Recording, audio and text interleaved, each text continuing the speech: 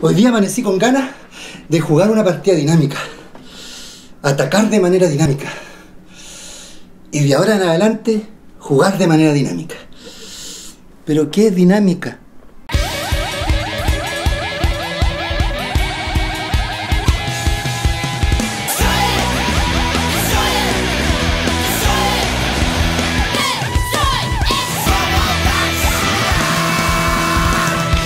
Chess Boss.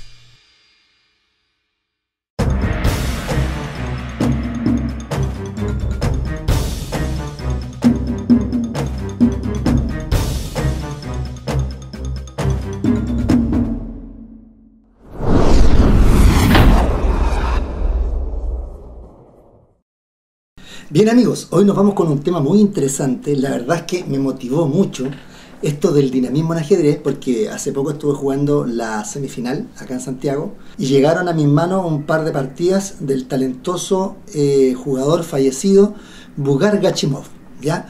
Quería estudiar algunas posiciones de la Benoni y la encontré muy interesante. Y en ese momento me encontré con dos partidas que me impresionaron bastante.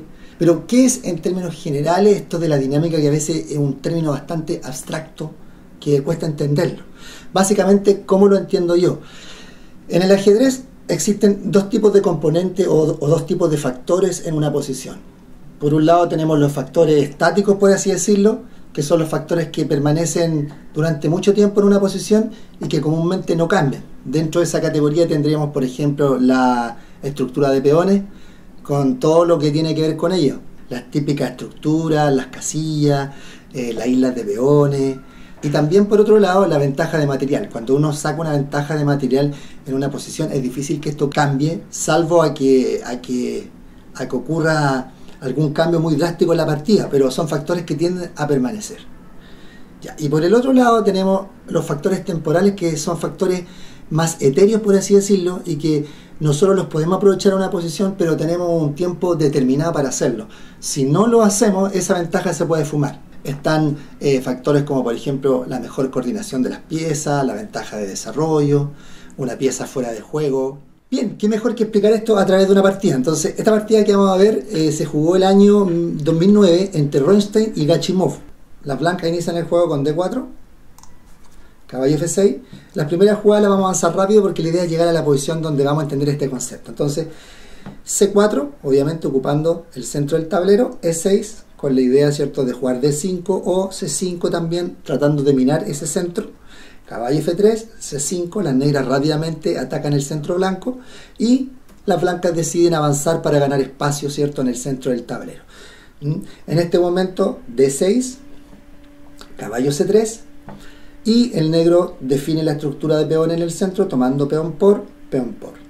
Y tenemos la estructura típica en una Benoni. Entonces G6 para desarrollar el alfil por fianchetto, G3 buscando una posición sólida, el fianchetto es conocido por darle solidez a nuestro rey, alfil G7, alfil G2, completan el desarrollo, ¿cierto? Ambos completan el desarrollo y ya Bugar empieza a presionar el centro. Pone su torre en la columna, de esa forma ejerce una cierta presión sobre el peón D2, dificulta las maniobras como E4, etc. Entonces, aquí Rubinstein decide jugar alfil F4.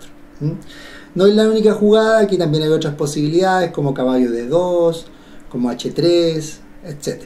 Pero juega alfil F4. Entonces, ahora Bugar juega A6. Obviamente, la idea es jugar D5, lo que en la mayoría de los casos conviene que el blanco no permite esa expansión, porque eso le daría mucho espacio en ese sector al negro y jugaría libremente. Entonces juega A4 para evitar el avance y ahora se plantea una idea interesante. Juega B6. Esa jugada, bueno, tiene varias ideas. Primero, se opone al avance A5, ¿cierto?, que frenaría y dejaría una casilla débil en B6, lo que facilitaría después maniobras del tipo como caballo D2, caballo C4, buscando presión sobre los puntos débiles que se creen ahí. Entonces juega B6, impidiendo esa maniobra. Entonces ahora el blanco juega torre E1, ¿sí? Obviamente esa jugada es para tratar en algún momento de jugar E4 y tratar de preparar la ruptura que antes habíamos dicho. El negro se opone a eso rápidamente buscando un juego activo de piezas y juega caballo H5. Decir inmediatamente que en términos estratégicos esta pieza es fundamental para el blanco, ¿ya? Y tenemos que tratar, el blanco debe evitar que el negro cambie esa pieza, principalmente por un caballo, porque eso perpetuaría la fuerza de esta pieza, del alfil de G7. Este alfil ojalá debe ser candidato a cambiarse por el alfil de G7 para así debilitar las casillas negras y poder tener opciones en el flanco de rey. Entonces, alfil G5 lo evita, toca la dama y ahora dama C7. Esta posición es una posición bastante conocida. Acá el blanco juega E4 y ahora caballo D7, ¿sí? Bueno, y aquí se produce un momento importante. Aquí se habían jugado algunas partidas, yo les voy a dejar ahí, abajito les voy a pasar el nombre de algunas partidas. Beliaski estaba en una con negra, si no me equivoco, que es una partida modelo. Y aquí las continuaciones más conocidas son G4, dama D2, y la jugada que hace acá Rothstein, que me parece un poco pasiva, ya me parece que no es la mejor. Bueno, aquí básicamente Rothstein juega torre C1, decir que aquí se había intentado G4 un poco para dificultar la posición de este caballo acá, y aquí jugaron H3, etcétera. O también dama D2 interesante para evitar el H6 que obliga a mi alfil de G5 a tener que retirarse pasivamente, ¿ya? Pero aquí jugó torre C1, lo que a mí me parece un poco pasiva, porque ahora Gachimov va desarrollando su iniciativa de manera rápida. Lo primero que hace es tratar de condenar, ¿cierto? O de hacer que el oponente coloque sus piezas de manera pasiva en el tablero. Entonces juega H6. Entonces ahora se va al alfil a D2.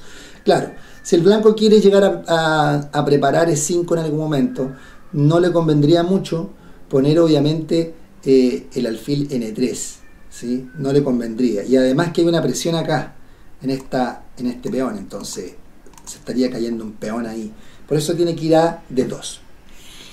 Entonces, ahora fíjense ustedes el reagrupamiento que empieza a planificar Bugár, que me parece muy instructivo. Juega primero dama B8. Esa jugada obviamente está apoyando ¿qué cosa? Exacto, el avance B5. Recuerden, el negro en la Benoni mueve el flanco de dama. Ese es el tema. Entonces, para evitar eso, el blanco juega ahora alfil F1. ¿Se dan cuenta que el blanco está obviamente tratando de restringir las posibilidades? Pero fíjense ustedes que llega un punto en el que el blanco, producto de la excelente posición de las piezas negras, ya no le funciona esa estrategia de restringir las posibilidades. Entonces, bueno, juega ahí. Entonces ahora una maniobra que yo considero notable, creo que es muy buena si uno se va a meter en este tipo de esquema, que es torre A7. Esa jugada es el comienzo, ¿cierto?, de una instructiva reagrupación de piezas. Gachimov, ¿qué es lo que quiere jugar en esta posición? Quiere llevar el caballo a F8. Quiere hacer este reagrupamiento, para luego trasladar la torre de A7 mejor, a E7. Ejercer una presión sobre el peón D4, dificultar aún más la ruptura en el centro, y de esa forma ir mejorando gradualmente la posición de esa torre que no hace nada. Entonces, excelente. Ahora, Rothstein sigue jugando de manera pasiva. Aquí juega B3. En realidad, esa jugada es difícil de entender. El problema es que el blanco está en un serio problema estratégico porque no tiene por dónde jugar. En el centro está frenado, ya no tiene su ruptura y podría elegir jugar en el flanco de rey, pero para eso tendría que pensar nuevamente en jugar G4 y a caballo F6, H3, a lo que el negro seguiría tranquilamente con caballo F8, y no es mucho lo que el blanco logra en ese sector, quedando debilitado también, y entonces no es fácil cómo jugar acá. Entonces juega B3 y ahora Bugár sigue con su plan, juega caballo F8, tranquilamente va a pasar la torre a E7. Entonces, claro, el problema es que cuando tú ya estás en una posición pasiva, ya te cuesta encontrar buenas jugadas, porque las piezas del oponente controlan las tuyas. Ese es un problema. Entonces ahora una jugada pasiva te lleva a otra. Está claro que aquí el blanco está esperando y por eso juega H3. Entonces ahora tranquilamente Bugár sigue acá y ahora viene una mayor instructiva. Rothstein juega dama C2. Fíjense ustedes que la dama controla esta casilla. Entonces el negro no puede jugar G5 porque podrían haber algunos temas producto de que está el caballo en el aire, como caballo por G5 y después la dama se come el caballo. Entonces, pero al jugar dama C2, Ronstein suelta la casilla y ahora Bugár sigue incrementando la fuerza de sus piezas en ese sector con este avance que es temático en la Benoni. G5. La idea es pasar el caballo a G6 también, ayuda al control de la casilla 5 y seguimos trasladando piezas al flanco de rey mientras atenazamos ahí al blanco, que no tiene cómo jugar en ese sector, porque ya no puede pensar en G4 porque suelta F4, etcétera. Entonces cada vez lo va apretando por ambos flancos. Entonces, bueno, Ronstein sigue, juega rey G2, no cabe duda que está esperando, con idea de jugar alfil de 3, torre H1, y sigue Bugár logrando supremacía en el flanco de rey, y ahora que lo tiene atado en ese sector, ¿se acuerdan que hablábamos en algunos tutoriales atrás? Cuando nosotros tenemos atado al oponente, ya sea frente a una debilidad en un flanco, o ya sea con un ataque en un sector en donde el rival no tiene mucho que hacer, una forma de desequilibrar eso es buscar una acción en otro sector del tablero, crear una segunda debilidad o buscar contrajuego en otro lado. Entonces ahora Bugár empieza a mirar al flanco de dama para jugar B5, que es el tema, y de esa forma va a desequilibrar la partida. Entonces, bueno, sigue alfil de 3, caballo F6, amenaza alfil por H3 obviamente, y G4 jaque, comiéndose en F3 y después caballo 5 y está quedando la grande. Entonces tiene que defender esa amenaza. ¿Cómo lo defiende? Exacto, torre H1, defiende la amenaza. Pero ahora, observen ustedes que bueno, el blanco logra frenar la amenaza momentáneamente, pero Bugár sigue apretando. Quiere jugar ahora B5. Para eso tiene que reagrupar el alfil, ponerlo en D7 para jugar B5. Pero si juega alfil D7 suelta el peón de A6. Entonces primero tiene que defender el peón de A6 con dama B7. Torre E1 refuerza el peón central y además que la torre ya está claro que no está haciendo nada en la casilla C1, así que ahí está mejor. Y ahora alfil D7. Y ahora se viene B5 sí o sí. Entonces no le queda más al blanco que seguir como ha estado durante toda la partida en una actitud de espera y juega alfil C1 para aspirar al alfil B2 y mejorar sus piezas.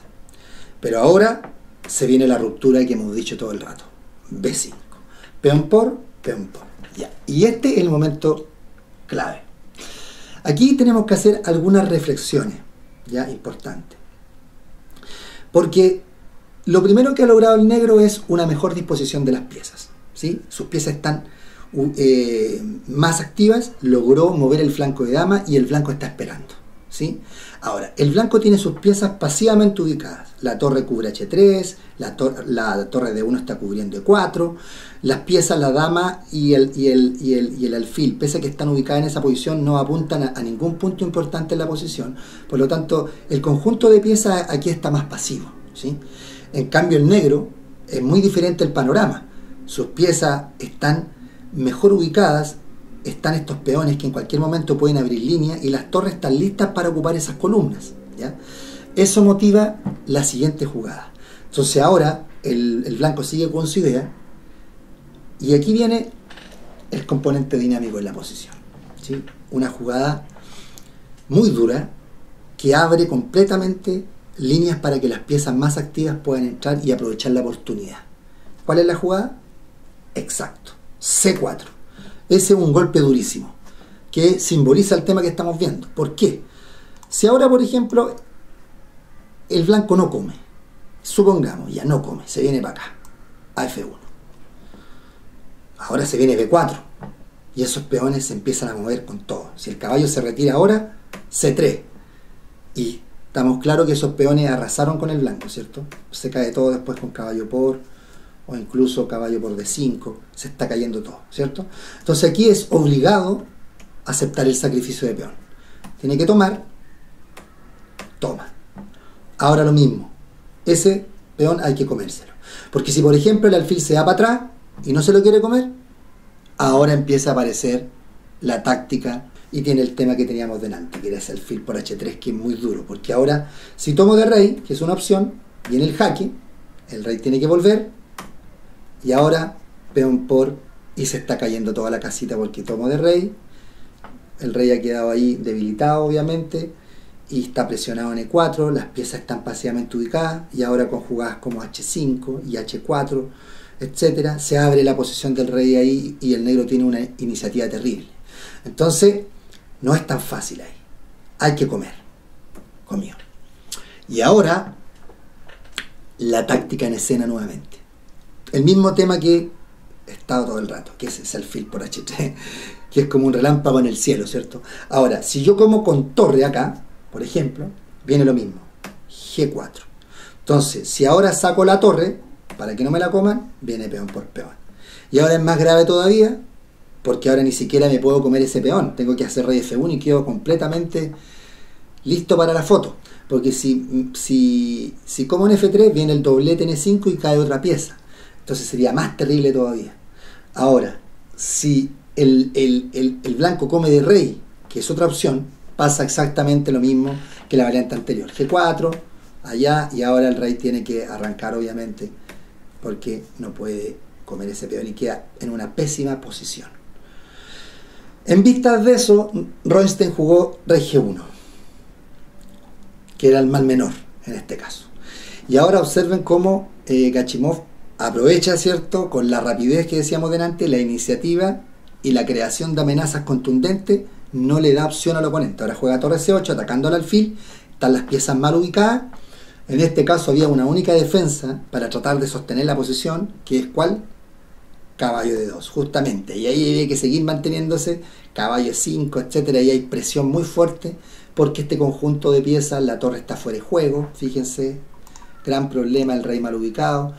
Aquí el negro ataca con mayoría de fuerza, siempre, y esa es una ventaja que el negro debe aprovechar. Entonces, bueno, pero aquí viene el error fatal. Yo me imagino que estaban apuros de tiempo. Juega alfil a 2 y ahora otro golpe oportuno. ¿Cuál es la jugada?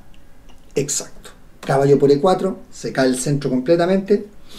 Como hay clavada acá, no se puede comer con caballo porque hay una clavada muy fuerte y entraron todas las piezas con una fuerte presión sobre la casilla C3, ¿sí?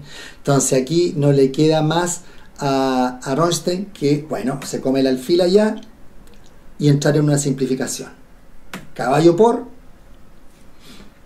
torre, pero Bugart tenía todo calculado lo que iba a ocurrir. Caballo por, ahora se está amenazando el alfil, se está amenazando caballo por peón, o sea, está pasando todo acá, por eso jugaron alfil por, torre por, ataca a la dama. Y aquí nuevamente tenemos también para hacer una reflexión en torno a esto del dinamismo. Fíjense la fuerza que tomaron las piezas. Sobre todo en una posición abierta esto se nota más, eso es muy importante. La posición abierta, el componente dinámico, la actividad se nota más porque las piezas chocan entre sí de manera más rápida. Entonces, pero salta a la vista la total descoordinación blanca. La torre por allá, el alfil por acá que no hace nada. En cambio, la fuerza de conjunto negra es muy superior. Entonces, no extrañe que en esta situación, con ese tipo de ventaja, que no es solamente táctica, es estratégica también, porque la coordinación y todo está dentro de la parte estratégica y lo vamos a ver luego cuando a nuestro amigo Gachimov le ganen también una partida para que entendamos las dos caras de la moneda. Entonces ahora dame 4, única, para cubrir el caballo, y ahora Gachimov cierra la partida con un bonito toque, aprovechando la mala posición de las piezas. ¿Cuál es la jugada? Exacto, G4. Ese golpe termina por decidir la partida por el doblete, tiene que tomar, y ahora como el rey está mateado abajo y está el alfil en el aire, ¿cuál es el toque? Exacto, dama A6. Ese toque plantea la amenaza dama por alfil y torre C1 seguido de dama F1 con mate en poca jugada. Eso no se puede evitar, por lo tanto Rönnstein abandonó. Una partida realmente fantástica de cómo aprovechar la iniciativa. Ahora, cuando uno ve una partida así dice, chuta, o sea, esto del dinamismo, esto de la actividad, ¿cuál será el antídoto contra el dinamismo? ¿Por qué surge el dinamismo? El dinamismo surge de la actividad en movimiento de las piezas, ¿cierto? Cuando las piezas se están moviendo, ¿sí?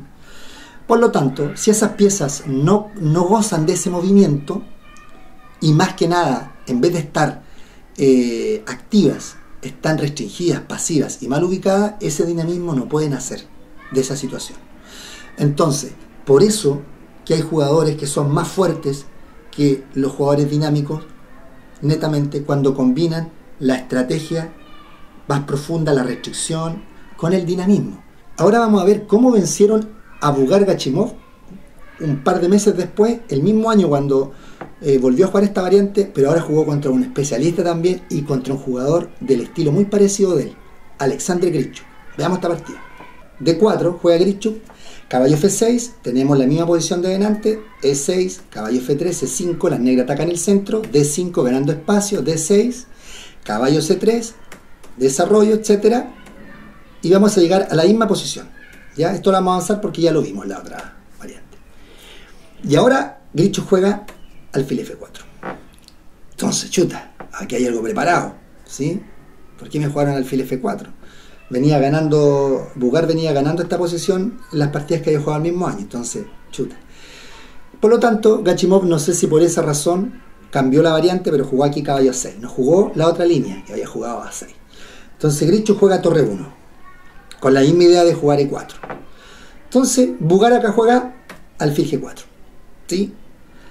Aquí al tiro uno empieza a hacer una reflexión. Generalmente cuando uno le hace el alfil G4, uno tiende a hacer H3 al tiro, ¿sí? Porque uno dice H3, obligo al cambio, tengo la pareja alfiles, la pareja alfiles es durísima, me enseñaron que es muy fuerte la pareja alfiles, pero hay un detalle importante, sí, la pareja alfiles es durísima en la medida que la estructura que nosotros tenemos en el tablero favorezca la actividad de esas piezas, de ese par de piezas. Y hay situaciones en las que al evolucionar la posición, la estructura no va a ser una estructura abierta, y va a limitar la movilidad de los alfiles más que ayudarlo, y en ese tipo de posiciones a veces los caballos son mejores. Por eso que aquí, obviamente me imagino que la idea también es esa. Grischuk ni siquiera piensa en H3, él juega dama B3, ganando tiempo. Con esa jugada ya está estableciendo un ataque sobre el punto de B7, ¿sí? Entonces acá Bugar sigue con la idea, ¿cierto? Activa sus piezas y juega caballo H5, una maniobra típica entonces en esta variante. Y Grischuk, obviamente, sabiendo que esa pieza hay que conservarla, juega alfil G5 primero, atacando. Claro, uno podría jugar alfil E3, pero ese alfil G5, ¿qué busca? Exactamente, busca debilitar la posición. Si el negro juega F6, ahora me voy, pero dejo alguna debilidad en la casilla de C y el flanco de rey débil. Y si ahora la dama se mueve, por ejemplo, como en la partida a D7, las piezas empiezan a quedar en una posición no tan bien ubicada. A veces uno tiene la sensación de que está ganando tiempo, porque aquí uno juega dama D7 y en cualquier momento facilita una maniobra como alfil H3, etc. Pero también es cierto que el alfil va a quedar restringido en esta situación, y cuando quiera volver más adelante en algunas variantes no lo va a poder hacer tan bien. Entonces da esa sensación. Entonces ahora Grischuk juega de la siguiente manera. ¿Dónde tiene la debilidad de Gachimov? Sus puntos débiles. Este peón es la debilidad. Por ahora tiene frenado el avance en el flanco de dama. Entonces va a ese objetivo. ¿Por qué? Porque la presión sobre esos puntos va a obligar a Gachimov a que sus piezas queden pasivamente ubicadas y no desarrollar la fuerza que vimos en la partida anterior. Entonces juega caballo D2 para ir a C4 y ahora H6, siguiendo con el tema de la partida, ¿cierto? Ahora el alfil va a E3 porque no se puede dejar cambiar ese alfil, y ahora Bugar juega alfil F5. En cualquier momento podían estarlo molestando con H3 y ese alfil ya no tiene el espacio que decíamos, y le están haciendo un G4 y atacando las dos piezas. Entonces juega ahí. Entonces Grischuk lo toma en D6, ¿cierto? El caballo D6, y ya va a empezar a plantear presión sobre los puntos de Bugar. Entonces Gachimov juega caballo B4, amenazando el doblete. De repente da la sensación que ese avance logra algo, pero como juega Grischuk, neutraliza toda la amenaza, juega acá, y ahora ese caballo da la sensación, a no ser que el maestro haya tenido una idea más profunda que yo no logro percibir, pero da esa sensación de que esa maniobra llegó ahí nomás, y ahora más que ayudar, el caballo se tiene que empezar a preocupar, después de que puede ser expulsado, etc. Entonces, bueno, juega torre D8 porque tiene que jugar B5, ¿sí? Y en este momento Grischuk lo restringe. Eso es muy bueno, restringir el plan del oponente. Entonces lo restringe para que no tenga B5. Entonces no se puede jugar a 6 para B5 porque vendría A5 y tendríamos un punto débil en B6 que puede ser aprovechado en cualquier momento. Entonces, Bugar juega B6 primero, quizás tratando de preparar esa idea con A6 y B5, pero Grichuk no le da tiempo y se da cuenta, y uno se da cuenta que Grichuk parece que esta posición la tenía muy bien estudiada, sabía lo que venía acá, porque ahora empieza a golpearlo muy fuertemente. Caballo B5, una jugada muy fuerte, el blanco toma la iniciativa y agarra ventaja, evita la idea y establece una presión sobre este peón. Entonces uno dice, bueno, ¿qué hago? Me cubro, alfil F8, pero ya Grichuk está logrando su objetivo, que es pasivizar a Bugar para que sus piezas no puedan desarrollar la iniciativa que vimos en las partidas anteriores. Entonces ahora, alfil D2, toca el caballo y aumenta los problemas. Le está ganando, ¿cierto?, un peón. Entonces, en este momento viene la idea oculta que tenía Grichuk. Bugar juega A6 para expulsar el caballo. Y ahora toda la idea que demuestra la fuerza del centro, del avance central, y conjuga todos estos factores que decíamos delante: la mala ubicación y la falta de espacio de las piezas menor y la dama, y la debilidad en el flanco de dama, justamente. ¿Cuál es la jugada? Exacto. Ese sacrificio de piezas demuele toda la posición, porque ahora si por ejemplo alfil por D6, el centro avanza y arrasa con todo. E4, no hay dónde colocar el alfil más que en G4, y ahora una jugada como H3 define la partida, porque el negro está tocado en D6 y está tocado en G4. Si ahora sigue alfil por ejemplo, seguiría alfil por, y esa posición es horrible para el negro. Entonces, chuta, no puedo hacer eso. No le queda otra alternativa que tratar de complicar. Juega B5, ¿cierto?, tratando de complicar el juego, y ahora Grichuk juega de manera muy precisa. Caballo por, ¿sí? Claro, acá el negro se va a quedar con dos piezas por la torre, porque ahora viene B por C4. Pero el problema es que sus piezas están tan mal ubicadas y el avance central va a ser tan fuerte que eso no va a poder contrarrestar la iniciativa del blanco. Entonces, tomo acá, Grichuk tomó, tiene que recuperar la pieza ya. Obviamente, como hay una amenaza acá, un doble, no se puede comer con dama. Si comemos con dama, sigue este doblete acá, y quedamos perdidos al tiro. Entonces, hay que tomar con torre, ¿cierto? Y ahora Grichuk simplifica el juego para mover su centro, ¿sí? Se abre la columna C y ahora fíjense cómo empieza a avanzar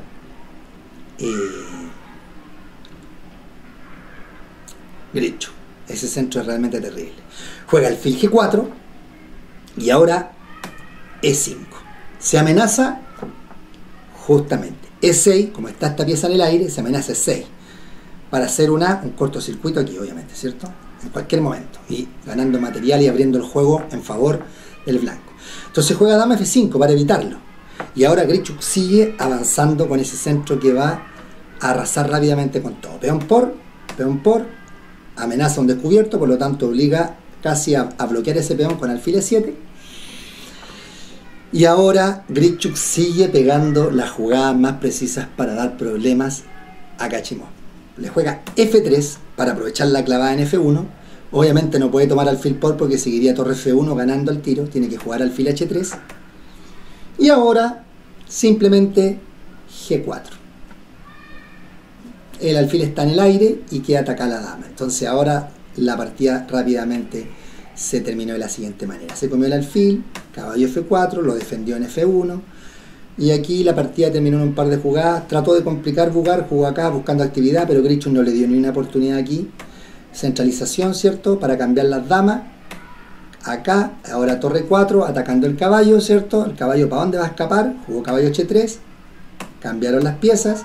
Y ahora, cuando uno ya ha hecho el trabajo de tener una ventaja decisiva, rápidamente suprimir las posibilidades de contrajuego, no da la opción. El cambio de dama lleva un final ganado, entonces, y ahí ya no tiene nada que hacer. Jugó peón por, cambiaron las piezas, y ahora este final está completamente perdido. Después de esto abandonó Bugar Gachimov. Se dieron cuenta, realmente muy instructivo estos dos ejemplos que pudimos ver, en el que pudimos apreciar estas ideas del dinamismo. Conclusiones entonces. La dinámica y la estática son dos factores que van a estar presentes siempre en las posiciones. Y vamos a tener que considerarlas y estudiarlas para poder mejorar nuestro juego.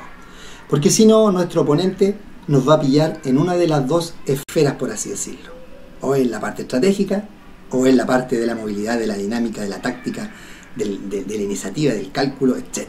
Tenemos que trabajar ambas líneas. Cuando uno tiene una ventaja temporal, tiene que aprovecharla con iniciativa rápida y acostumbrarse a buscar siempre la jugada más molesta al oponente, y la forma de frenar el dinamismo del rival es jugar a restringir las posibilidades y basar el juego en la presión de las debilidades del oponente, como vimos en esta posición, ¿sí? Las piezas pueden estar muy dinámicamente ubicadas, pero si nuestra posición es sólida y no tenemos puntos vulnerables, es difícil que nos puedan hacer algo, si se dieron cuenta. Cuando el rival tiene una debilidad, en este caso D6, Grichuk la presionó con todo, obligó a que el oponente quedara atado, y luego, con la táctica fuerte que él también tiene, remató la partida.